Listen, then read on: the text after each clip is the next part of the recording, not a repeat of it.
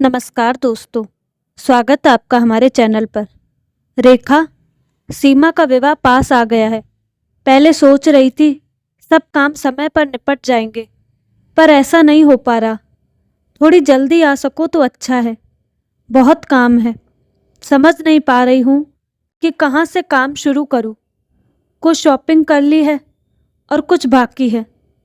दीदी, आप चिंता न करें, मैं अवश्य पहुँच जाऊँगी। आखिर मेरी बेटी का भी तो विवाह है, रेखा ने उत्तर दिया। रेखा अपनी बड़ी बहन संगीता की बात मानकर विवाह से लगभग 15 दिन पूर्व ही चली आई थी। उसकी 7 वर्षीय बेटी तान्या भी उसके साथ आ गई।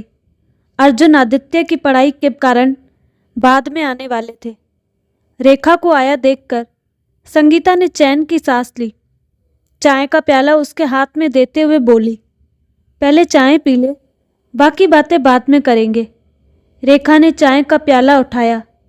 टूटा हैंडल देखकर वह आश्चर्य से भर उठी। ऐसे कप में किसी को चाय देना तो दूर, वह उसे उठाकर फेंक दिया करती थी। पर इतने शानो शौकत से रहने वाली दीदी के घर में भला ऐसी क्या कमी जो उन्होंने ऐसे कप में चाय दी। मना किया वह चाय ना पिए, पर रिश्ते की मर्यादा को देखते हुए खून का घूंट पीकर चाय सिप करने लगी।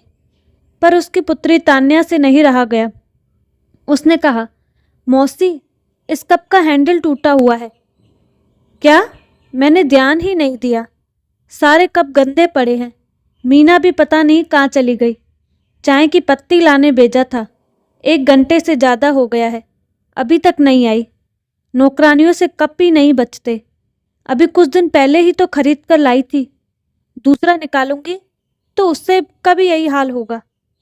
वैसे भी विवाह से 3 दिन पहले होटल में शिफ्ट होना है। अभी तो हम लोग ही हैं, इन्हीं से काम चला लेते हैं, संगीता ने सफाई देते हुए कहा। रेखा ने कुछ नहीं कहा, चुपचाप चाय पीने लगी और तान्या खेलने में लग गई। रेखा भी संगीता के साथ विवाह के कार्यों की समीक्षा करने व उन्हें पूर्ण करने में जुट गई। कुछ दिन बाद निहारिका भी आ गई। उसे देखते ही संगीता और रेखा की खुशी की सीमा न रही। दोनों एक साथ बोल उठी, अरे अचानक तुम कैसे? कोई सूचना भी नहीं दी। मैं सरप्राइज देना चाहती थी। मुझे पता चला कि तुम दोनों अभी एक साथ हो तो मुझसे रहा नहीं गया। मैंने सुनील से कहा कि आर्य की परीक्षा की सारी तैयारी करा दी है, आप बाद में आ जाना, मैं जा रही हूँ। कम से कम तीनों बहनें सीमा के विवाह के बहाने ही कुछ दिनों साथ साथ रह लेंगी। बहुत अच्छा किया, हम दोनों तुम्हें ही याद कर रहे थे। मीना, 3 कप चाय बना देना, और हाँ, नए कप में ले आना, संगीता ने नौकरानी को आवाज़ लगाते हुए कहा। फिर निहारिका की ओर मुखातिब होकर बोली, अगर पहले सूचना दी होती तो गाड़ी भिजवा देती। संगीता दीदी की बात सुनकर रेखा के मन में कुछ दरक गया। नन्ही तान्या के कान भी खड़े हो गए। निहारिका के आते ही दूसरे कप निकालने के आदेश के साथ गाड़ी भिजवाने की बात ने उसके शांत दिल में हलचल पैदा कर दी थी। जब वह आई थी तब वो दीदी को पता था, फिर भी उन्होंने किसी को नहीं भेजा। वह स्वयं ही ऑटो करके घर पहुंची। रेखा तीनों बहनों में सबसे छोटी। संगीता और निहारिका के विवाह संपन्न परिवारों में हुए थे, पर पिताजी की मृत्यु के बाद घर की स्थिति दयनीय हो गई। भाई ने अपनी हैसियत के अनुसार घर ढूंढा और विवाह कर दिया। यद्यपि अर्जुन की नौकरी उसके जीजाजी की तुलना में कम थी, संपत्ति भी उनके बराबर नहीं थी, पर वह अत्यंत परिश्रमी, सुलझे हुए और स्वभाव के बहुत अच्छे इंसान हैं।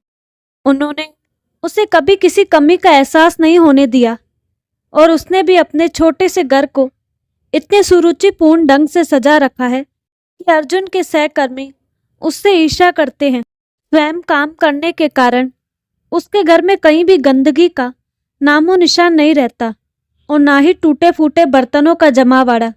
यह बात अलग है कि ऐसे ही पारिवारिक आयोजन उसे चाहे अनचाहे उसकी हैसियत का एहसास करा जाते, पर अपनी सगी बहन को अपने साथ ऐसा व्यवहार करते देखकर वह स्तब्ध रह गई। क्या अब नया सेट खराब नहीं होगा? हमेशा की तरह इस बार भी संगीता और निहारिका गप्पे मारने लग जाती और रेखा काम में लगी रहती। अगर वह समय निकालकर उनके पास बैठती तो थोड़ी ही देर बाद कोई काम आने पर उसे ही उठना पड़ता। पहले वह इन बातों पर इतना ध्यान नहीं दिया करती, पर इस बार उसे काम में लगा देखकर एक दिन उसकी पुत्री तान्या ने कहा, मम्मा, दोनों मौसियाँ बातें करती रहती हैं और आप काम में लगी रहती हो, मुझे अच्छा नहीं लगता। बेटा, वो दोनों बड़ी है, मुझे उनका काम करने में खुशी मिलती है। तान्या की बात सुनकर वह चौंकी, पर संतुलित उत्तर दिया। उसने उत्तर तो दे दिया, पर तान्या की बातें चाहे अनचाहे उसके दिमाग में गूंजने लगी। पहले भी इस तरह की बातें उसके मन में उठा करती, पर यह सोचकर अपनी आवाज़ दबा दिया करती कि आखिर वे उसकी बड़ी बहनें हैं। अगर वे उससे कोई काम करने के लिए कहती है तो इसमें बुराई क्या है। पर इस बार बात कुछ और ही थी जो उसे बार बार चुभ रही थी। न चाहते हुए भी दीदी का निहारिका के आते ही नए कप में चाय लाने व गाड़ी भेजने का आग्रह उसके दिल और दिमाग में हथौड़े मारने लगता। जब जब ऐसा होता, वह यह सोचकर मन को समझाने की कोशिश करती कि हो सकता है वह सब दीदी से अनजाने में हुआ हो, उनका वह मंतव्य न हो जो वो सोच रही है। आखिर वह उनकी छोटी बहन है, वह उसके साथ भेदभाव क्यों करेगी। सच तो ये है कि दीदी का उस पर अत्यंत ही विश्वास है, तभी तो अपनी सहायता के लिए दीदी ने उसे ही बुलाया।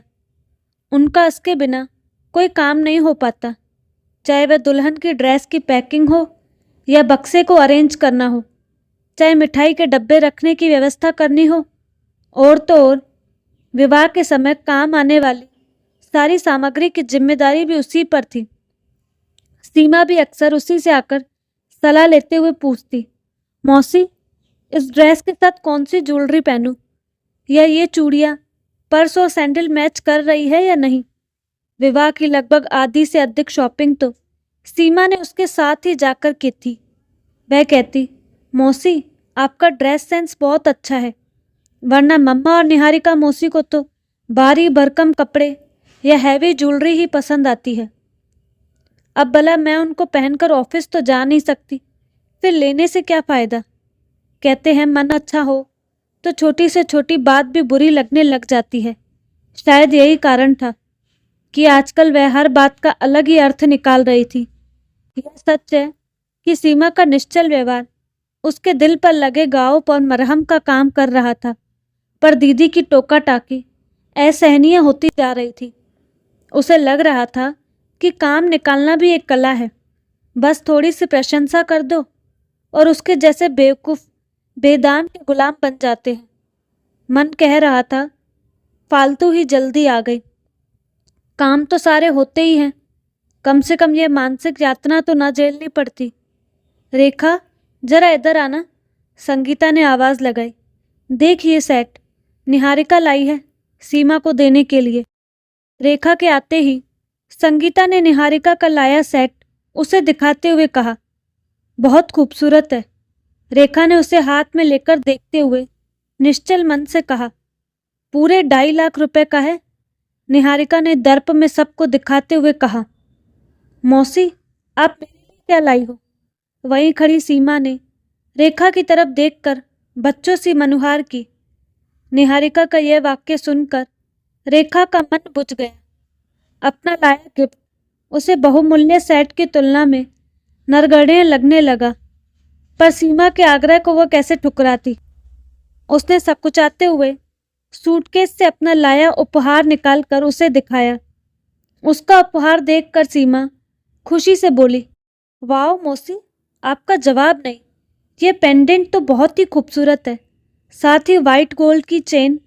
ऐसा ही तो कुछ मैं चाहती थी, इसे तो मैं हमेशा पहन सकती हूँ। सीमा की बात सुनकर रेखा के चेहरे पर रौनक लौट आई। लाखों के उस डायमंड सेट की जगह हजारों का उपहार सीमा को पसंद आया, यही उसके लिए बहुत था। विवाह खुशी खुशी संपन्न हो गया और सभी अपने अपने घर चले गए। रेखा भी धीरे धीरे सब भूलने लगी। समय बड़े से बड़े गांव को भर देता है, वैसे भी सीमा के विवाह के बाद मिलना भी नहीं हो पाया। ना ही दीदी आई और ना ही उसने प्रयत्न किया। बस फोन पर ही बातें हो जाया करती।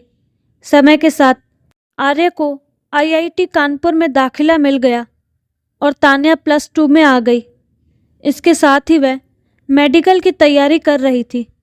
समय के साथ अर्जुन के प्रमोशन होते गए और अब वे मैनेजर बन गए। एक दिन संगीता दीदी का फ़ोन आया कि तुम्हारे जीजाजी को वहाँ किसी प्रोजेक्ट के सिलसिले में आना है। मैं भी आ रही हूँ। बहुत दिन हो गए हैं तुम सबसे मिले हुए।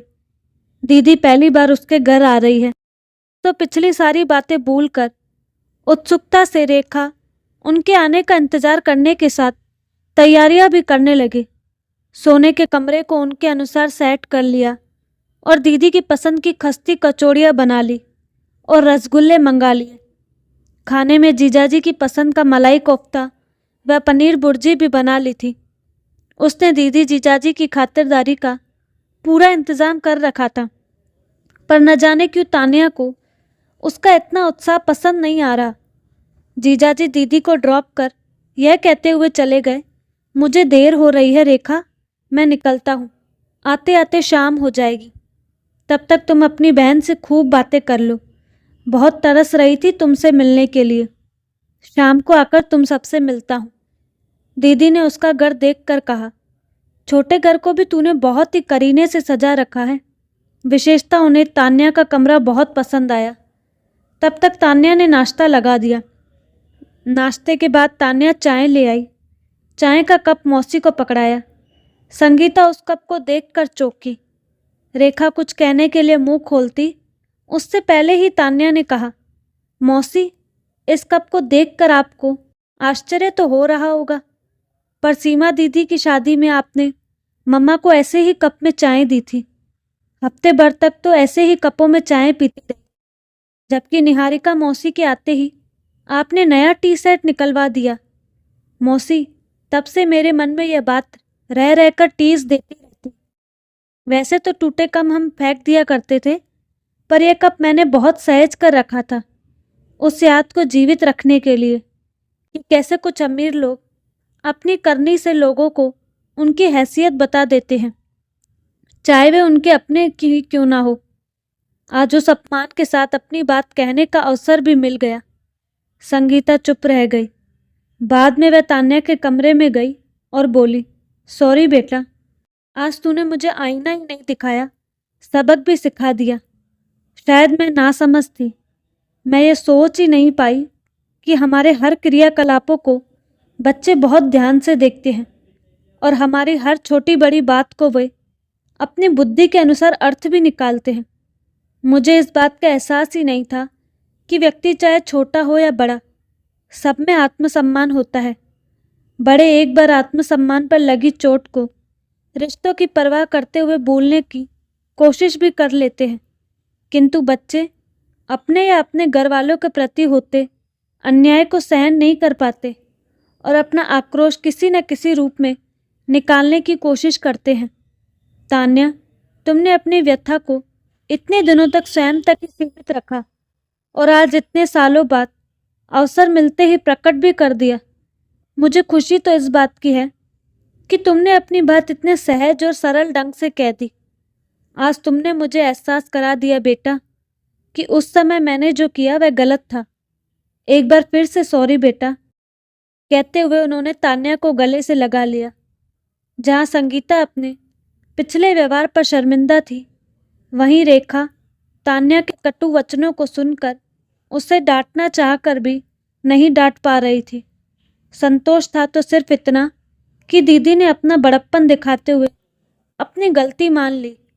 सच तो यह था कि आज उसके दिल में भी वर्षों पुराना बोझ उतर गया। आखिर आत्मसम्मान तो हर एक में होता है। उस पर लगी चोट व्यक्ति के दिन का चैन और रात की नींद चुरा लेती है।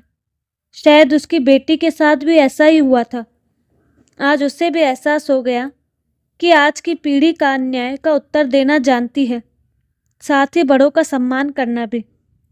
अगर ऐसा ना होता तो तान्या सॉरी मौसी कहकर उनके कदमों में न झुकती। तो दोस्तों, आपको कहानी कैसी लगी अपनी राय कमेंट बॉक्स में ज़रूर दें और साथ ही हमारे चैनल को लाइक शेयर और सब्सक्राइब करना ना भूलें। धन्यवाद।